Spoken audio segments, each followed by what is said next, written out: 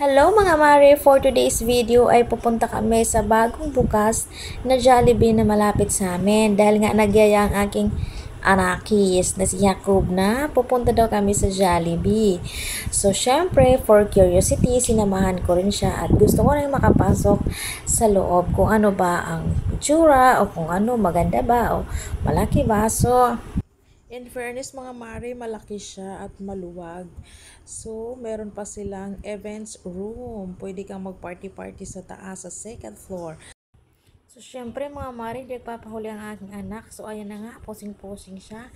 So, ayan na mga mare, nandito na ako at nakapila na para mag-order. So, ang daming tao. Mahaba pa ng pila kahit gabi na siya. So, ayan na nga mare, nakaupo na siya at hihintay na lang namin ang kanyang order.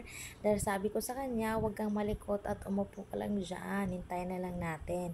Kasi kapag hindi mo sawayin, tatakbo-takbo yan. Kung saan-saan nakakarating. Kaya sabi ko sa kanya, manahimik ka sa isang tabi. Super gabi na daw.